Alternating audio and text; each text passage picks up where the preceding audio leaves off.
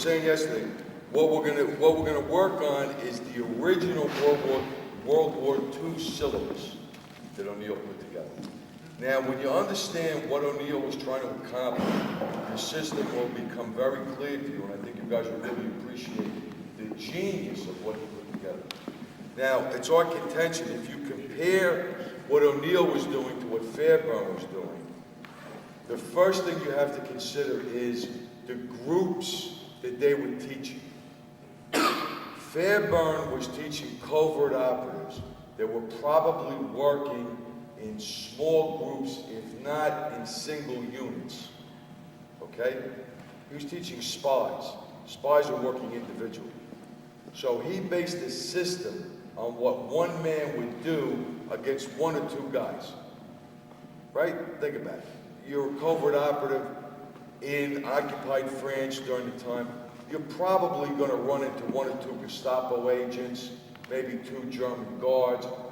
You're not an infantry combat, okay? O'Neill had to come up with a system for shock troops, for large groups of infantry troops that were going to be in massed battle.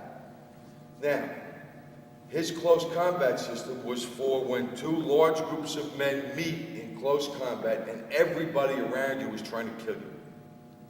Okay? There's no standoff fight, and it's not a situation where somebody comes up to me and asks me for my ID papers or, you know, a whole different situation that O'Neill had to deal with. So, now O'Neill's background was tremendous. He had a very, very strong background in grappling systems. Also had studied Chinese boxing, was a protege of Fairbairn, and in 1938 left Shanghai and went to Tokyo as the chief security officer for the British Embassy in Tokyo. So, and obviously this was done for intelligence work because the Western powers realized that we were going to go to war with Japan, in all likelihood. So while he was in Japan, he was very fluent in Japanese. He had been to Japan many, many times. He was a well-respected judoka, and he had the ability to see a number of other martial arts. What I find most interesting is in that World War II syllabus is probably the first actual written documentation about the art of karate that at least the U.S. military had ever heard of it. He talks about karate. So it's obvious that he saw that in Japan. Now, this is only speculation, but after the war, when he went back to Japan with the SCAP, with the occupation forces, he was placed in charge because it was law enforcement background prior to the war, and even when the Devil's Brigade was disbanded, he became a provost marshal. When he went to Japan after the war, he was put in charge of renovating the entire Japanese police system, which included starting a whole new regime of self-defensive police close combat tactics. When we have all that paperwork, he lists all of the Japanese instructors that he brought in to revise the system of taijutsu. The karate man is Otsuka from Wadoryu. So one could surmise, why did he pick Otsuka in 1946? Probably because he knew him in 1938. He didn't pick a Shotokan guy, he didn't pick a Shoryu guy, he picked Otsuka. So we can make an assumption that the karate style, again, we're surmising, but the karate style that he was exposed to in 38 was probably Otsuka's Wadoryu. It was a combination of Okinawa Tei and Jiu-Jitsu. And Fairbairn had a strong judo jiu-jitsu background. Okay? All right, now. The primary element of O'Neill's system is how you address the threat. The second important thing is that the system has to work immediately against any attacker in any direction. Okay?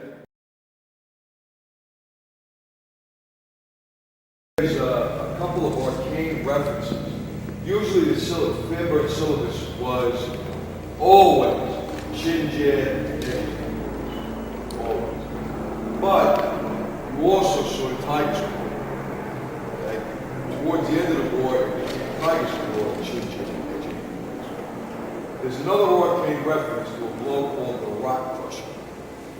Now the rock crusher was in the syllabus early on in the war. Then it was dropped. Fairburn dropped, but there was another group of British SOE guys over in the Mideast. In their syllabus, they kept the rock crusher. Okay? Now, how effective is the blow? You decide. I will show you how I was shown it being used in combination. First we'll do the technique, then how it can be used and what the effect of it. Basically, the rock crusher is a heel of hand blow that smashes into the sternum, xiphoid, cardiac plexus. Okay? But it's simply not done by bending the wrist back and hitting. Okay? How it's done is the hand is extended. The fingers are driven into the jugular notch. Again, just like we do the tiger claw, when the tiger claw hits the eyes and then collapses, it's the same with this. This hits the throat, and then the palm collapses onto the chest. So you're hitting that jugular notch, and then that, and you're doing it fixed. Now, this is a great technique because you're not going to get a flinch response because you're not going high with tiger claw. You're here, and it goes right into the guy's chest. Okay? And when you hit and pull back, did you see what Al's head did? Snap back. So think about this. The rock crusher, right to the tiger claw or right to the chin jab. You're going to get that hit with that head bounce, and that gives you the opening a little bit for the tiger claw chin jab. That's how I believe the rock crusher is. Okay? Now, obviously, we'll practice on the dummies.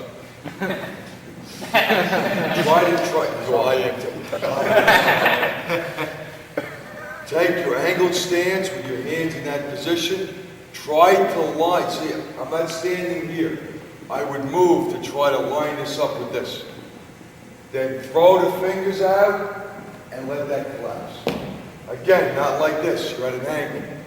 This has got a real Chinese influence. Yes. You should recognize that exactly. Exactly. Okay? Got it? Just do rock crusher first.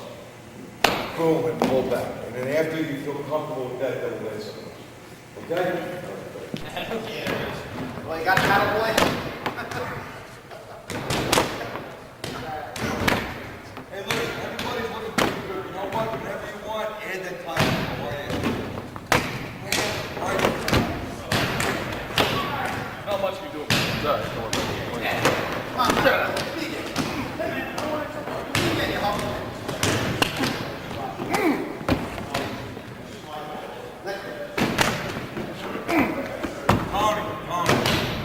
Less power, more snap. That's right, that's more damage doing that way.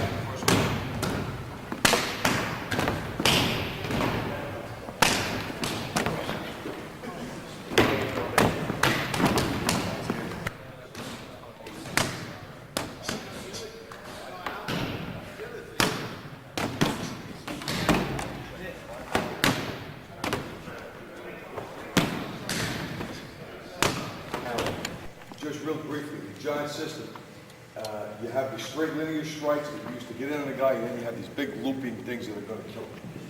Okay, so you wouldn't necessarily start off with this. But if a guy went to grab it, and his arms are pinned, I certainly could, while his arms are here, just smash his head with this. Okay? All right, it's been done in two ways. The first way is in an overhand loop. See, I'm coming this way, I'm coming in an arc overhand. Smash it right into his skull. And you would follow right through it. Okay? The second way is on a horizontal, where I'm starting, I'm swinging this way. See, the circle is going horizontal, right to the temple, ear, jaw, hinge, and again, you're hitting and you're trying to follow through. Okay? What works nice with this combination is that you hit with this, look where this hand winds up, right? You make that big swing, the hand winds up here, and you're ready to come right back to the So it's a nice combination. Now, the other thing to consider too is everybody thinks about hitting head, but even if you were to fight a guy that was a fist fighter, okay?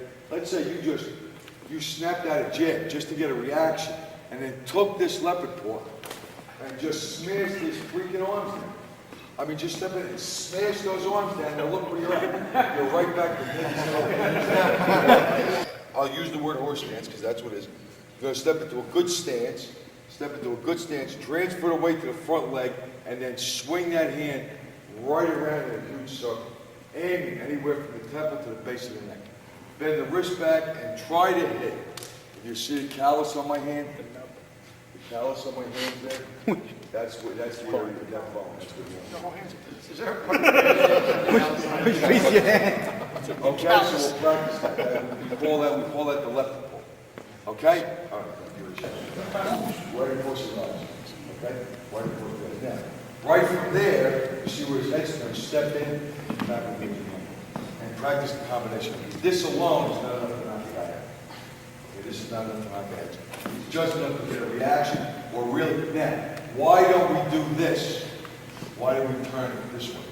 Better chance of hitting fingers like that, as opposed to like this, you might miss. If you come across like that, you're bound to get something. Exactly. And also, think about the eyelids. You have, the way the eyelids are closed, you want to go horizontally to try to open the eyelid to get into the eye. So this way, you have 4 chances of doing it. 3.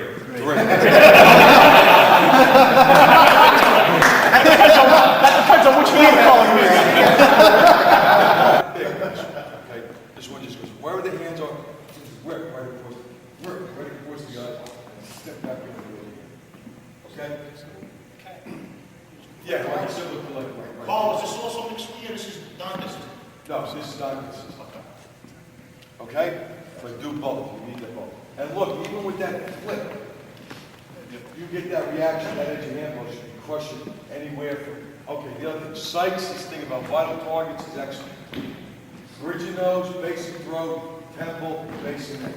Anywhere in there, you're going to do damage. Okay, so we got a particular bridge your nose, folks with point and look. Anywhere in that region, you're going to do damage. Okay? All right, let's try.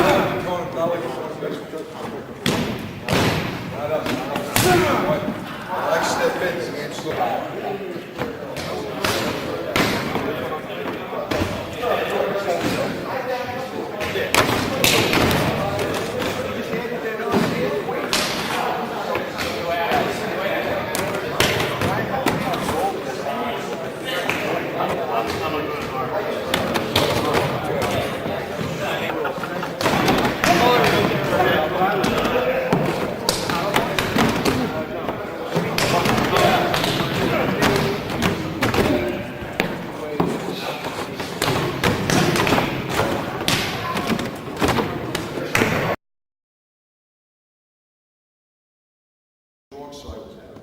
We did the IJ, we then stepped at an angle, and we kicked the corner. Okay, what we're going to do now is a full pivot. He's going to stay in the same position. He's not going to change. What you're going to do, you have 2 methods to practice this. Okay? The first method is to step back strong side this way. Practice your IJ with the left. Now, just from here, you're going to step and do a full turning pivot into the kick. Right? Full pivot. That's one way to do it.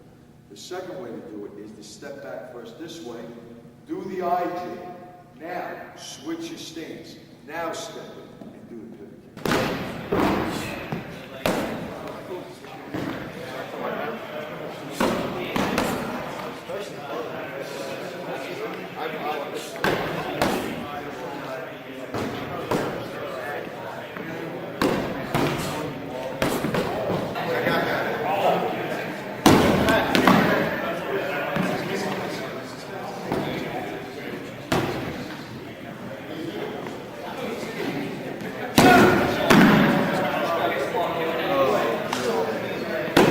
All right. Well, 2 blows coming at them at the same time. I mean, most people can't block one. Here's a neat one. In a confrontation, you're going to angle yourself so your strong side is back, like we usually do. This would be one where it's really close. Let's say your back is to a wall, a men's room stall, a phone book, whatever. okay, that you can't really retreat, but you can keep yourself a little bit of an angle. No warm-up, no nothing. Here's the angle for the uppercut. The same way I twist, I kick right into his shin and knee. That's a pretty neat little, you know what I mean? That was the simplest one I could think of just to show you guys today. I mean, you got all kinds of stuff. You know, obviously the ones we're used to with the chin jab knee, you have edge of hand blows in knees, you have edge of hand blows in kicks, edge of hand blows in punches, double strikes, double punches. I'll tell you what, I have an old boxing man, not that old, from around 1921, where they have a whole boxing manual, where there's a whole section on double boxing blows. So there is still, you know, there's a lot of the lead. But I think this is a great one. You got, just stand. Average the wall. Average the wall. Okay, so I can't retreat. He goes to make his movement, boom!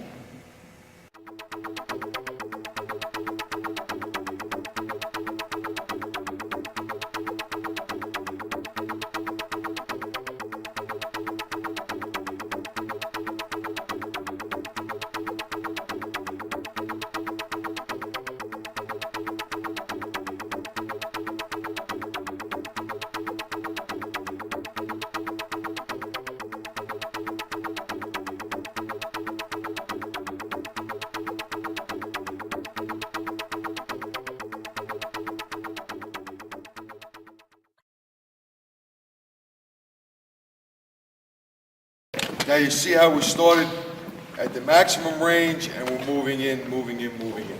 Okay, the other major blow that O'Neill taught was what he called side of hand whip, which is nothing more than the edge of hand blow.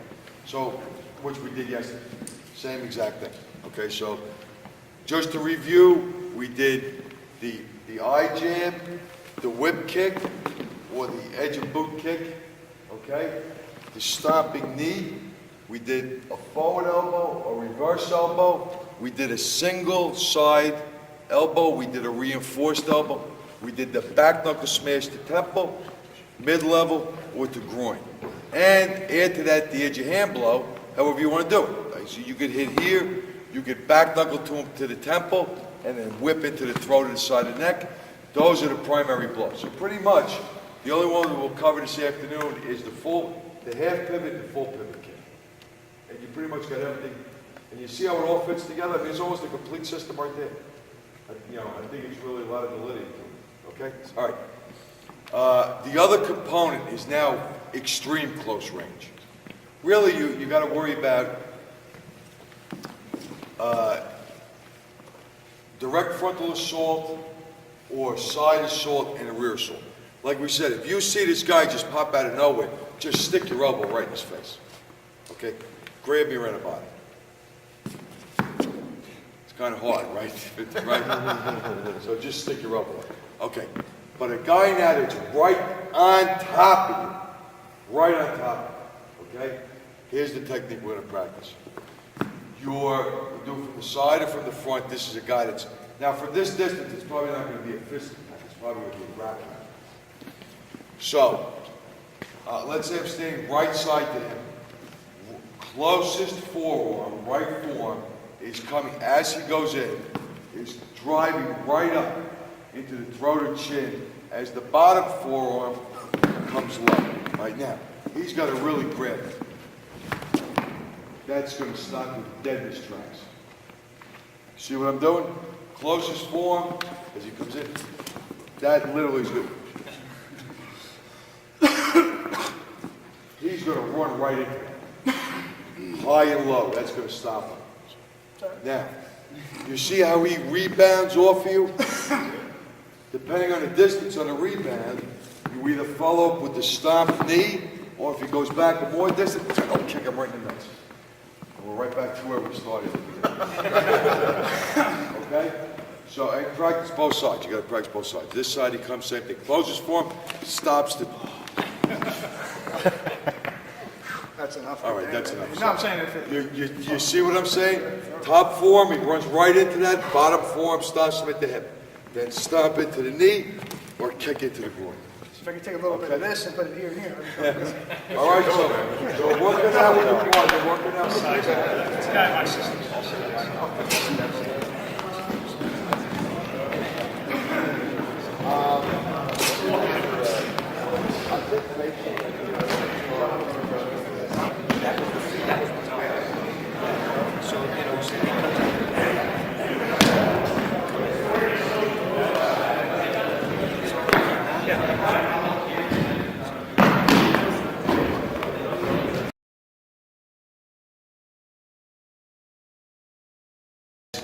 this guy is coming in.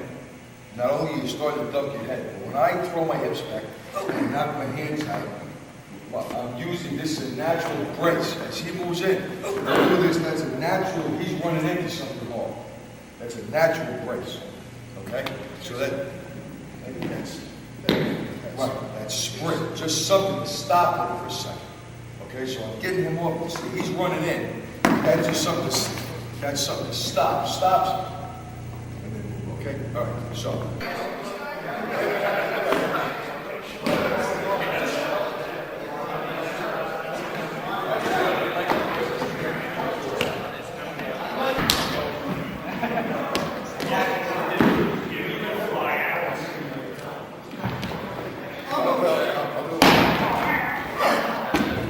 Next problem is this we're going to get from Charlie.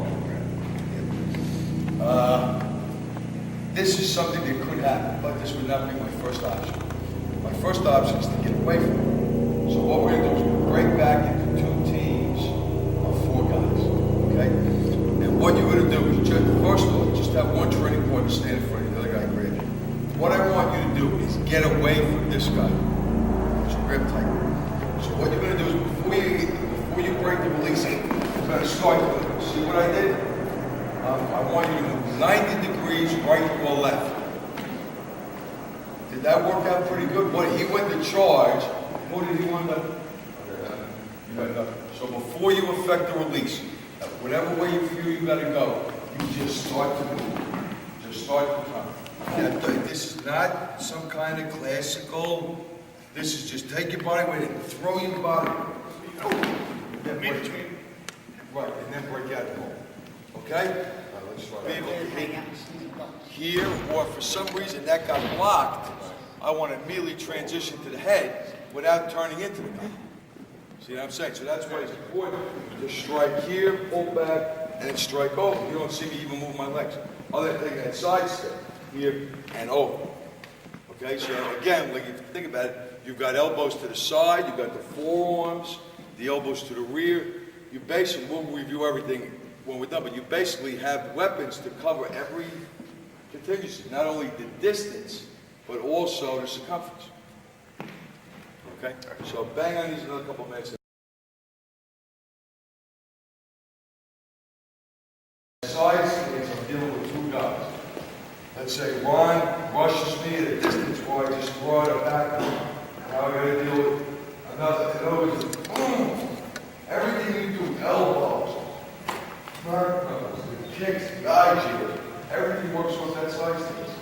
See how fast you can react? Okay?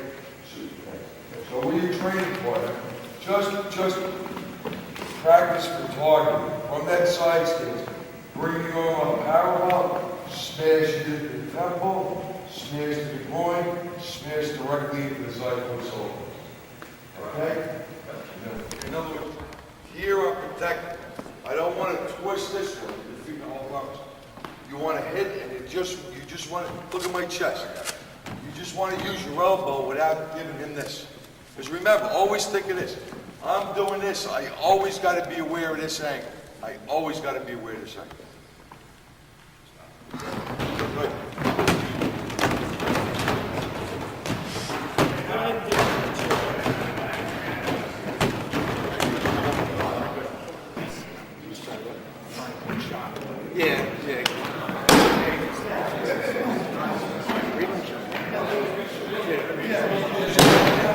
But generally, it's strongest at a mid-level. And it's very simply this. When you step in, instead of doing one arm, as you step in, you grab your fist and you hit with both arms. Okay? Now, don't do this where the hand slides. This elbow is not out. Okay? When you grab, see it? This arm is here, this comes into here, and the idea is you're pushing this way, not this way. Everybody does this, they hurt their wrist, the hand slides off, the arm is this way. It just, this double or reinforced elbow smashes in this way. So smash, rebound, and immediately come back with that back knuckle right to the temple. So we'll do it on the dummies, our groups, okay? So you're gonna use 1. Okay?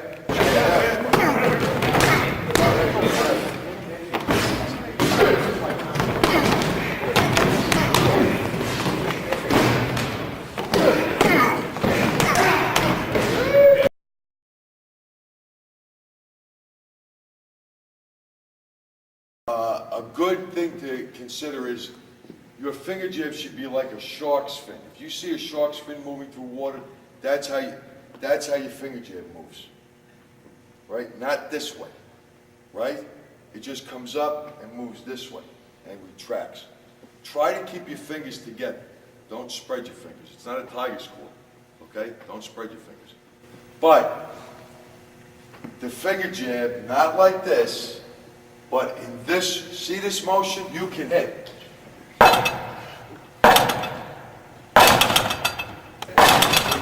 It has to be dovetailed right with the eye jab. Remember what the eye jab. The eye jab is not a finishing blow. The eye jab is the quickest, fastest setup at the longest distance to set him up for something that's going to really damage him. Now remember what we said. Generally, when the guy's going to attack and you do the eye jab, he's going to throw the head back and his body's going to start to square. Okay? If it happens, which it probably will, that's great. We're going to go to the next primary technique. If it doesn't happen, we still have another option, which we'll do after. But the fundamental combination is what Fairbairn called the finger dart and the whip kick. Okay? Whip kick. Keep that in mind, because that's how the kick has to be done. Okay? What do they call that?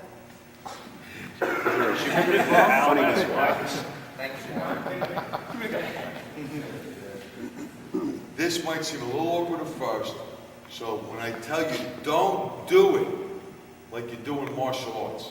You do it like you do in martial arts, you're going to have a much harder time with it than if you just keep in your mind that what you want to do is poke this son of a bitch in the eyes and kick him in the balls. Okay, if you start getting all, I got to bring the leg up and do this, you're going to screw yourself because it's not really a natural motion, especially for martial arts guys. A lot of times teaching this, you have a better chance teaching it to somebody that's never done anything than somebody's done martial arts because all of a sudden it's got to be done a certain way. So the idea is you gain the distance, you stop with that eye jab, right from this side position now, all you're going to do is use the instep or toe of your boot from the side stance to kick him in the groin. Just from here. Just kick him in the groin. Okay?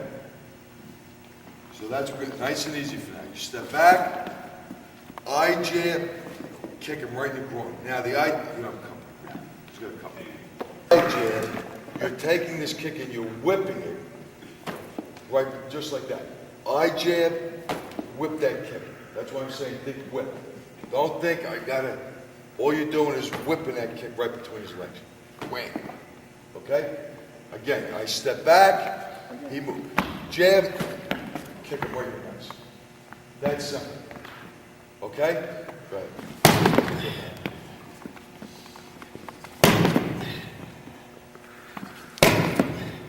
So again, you don't need to really wind up a tremendous amount. And, you're kicking them in the.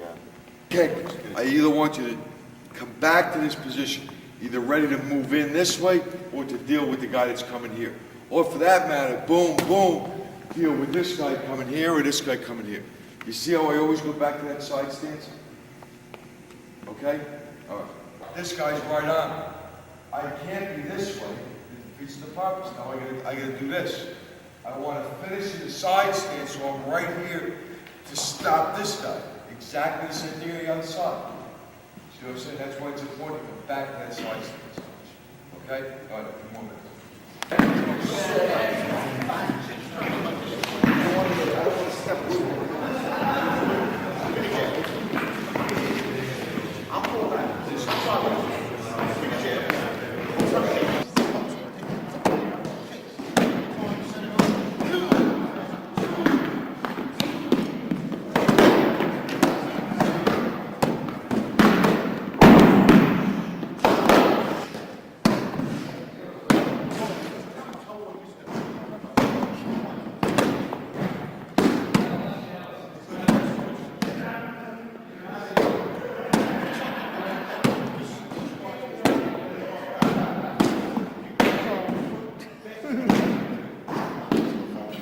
Poking these guys in the eye and kicking them in the balls. Try it with that mentality and see if the technique doesn't take on a different flavor. Okay, I'm seeing too much of this kind of thing, and you're dead. Okay? Poke him in the eyes and kick him in the balls. These guys are trying to kill him.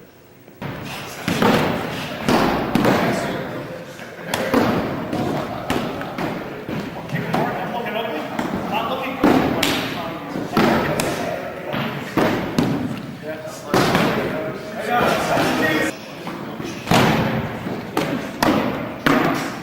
You can do this shield, Don. We can turn this head.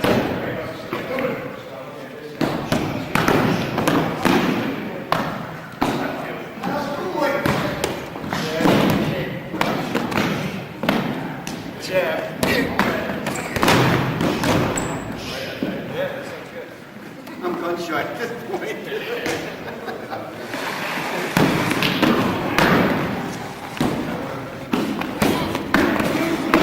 For some reason, he would have twisted and turned, and you can't get the groin directly.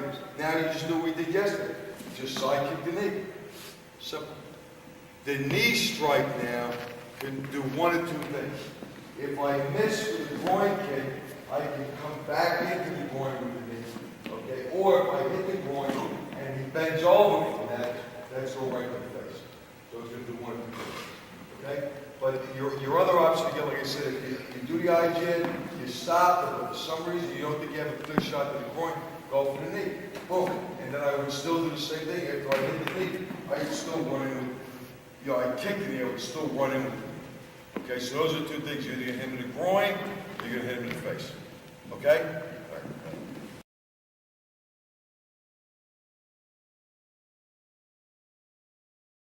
What you do on the right side, you have to be able to do on the left side. In other words, if I'm dealing with Clint, I'm going to deal with my closest weapons to his closest target. If I have to deal with this man, I'm not going to deal with him and now have to spin around to deal with him because this is my strong side. Or if it's my right side, I'm not going to deal with him here and then have to turn. It's not going to happen. So the system has to be simple enough that what I do on my strong side, I can do on my weak side. Okay? All right. So, am I making myself clear? Do you understand that? You've got to understand that fundamental of this side position. That's the most important thing. If you're pulling all of your vital targets away from the guy that's attacking. Okay? All right. The next principle is this. Something we went over yesterday.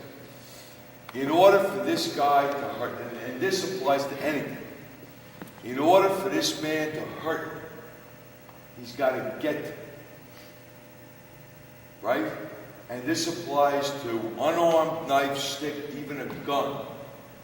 Distance is what saves you. Okay? If I'm standing here, all his weapons are in range to hurt. Correct? Okay. If I stand here, am I in any danger? No. Okay? Same thing with a knife, even with a gun, even with a handgun. So, when you see the threat, when you see a threat coming at you, you want to gain distance. What this does is he's got to close that gap to hurt you. That gap, that time, is where you're going to be able to make some kind of effective defense. Really what we say is offensive defense. Okay. Again, does that make sense? So what we're going to do is we're going to just practice one simple technique with your training partner. What I want you to do, your strong side is going to be facing. I'll just make it easier for them. Stand square to your training partner. Step back with your weak side. Just step back into that side position. Got it? Now, don't do this. This is not going to help. Don't do this. Right? You didn't get anything. That steps back. Extend your leg. Extend the hand. He's got to, right? He's got to take that step. That's the most important thing. He's got to close that gap. Okay? So just for a couple of minutes, you're going to stand. Actually, let him put his hands out. No. Just stand. Right. Okay? Right? This is not good. So when you know what your distance is, just take that step. Got it? See how much I gained? Don't do this. You didn't get anything. Okay? You have to take that step back into that side position. Don't do anything with your arms. You're not in a horse stance. Just step back. All right? Just a few minutes. And where you heard it, believe it or not, most of us probably first heard it from Bruce Lee. Okay? His true. What were his two primary techniques in street fighting? Eye jab, side kick, they're the longest weapons. So, if you look with a hand, the greatest distance I gain from him is to stand sideways and to extend my fingers. Can I hit him with any other hand weapon at a greater distance? No. Right? That's the greatest distance I can stop him. Correct? If something came in your eyes, what you're instinctively going to do is you're going to pull your head back, right? Pull your head back. What happens? You rock your weight back on your heels. Now, instinctively, you're going to square yourself. Okay? Very few people are going to have the wherewithal to slip in that kind of situation. Most of the time, that shot, you throw your weight back and you square yourself because that's a natural way to regain balance. Okay? This is also very important. Right. So all you're going to do now is you're just going to step back and just let him run in. That's what I want you to think. He's impaling himself on the moves. You know what's a good thing? What's the number? Right. Yeah, one scene where all the horses are coming at them and they keep going, wait. And then all of a sudden they think, okay, that's exactly what you're doing. You're letting him rush in and he's actually impaling himself on your fingers. Whether you hit him or not doesn't matter. If I jab him in the eyes or I don't, what I'm looking for is that. Okay? That's what I'm looking for. So that's the second phase of practice. Okay? Done.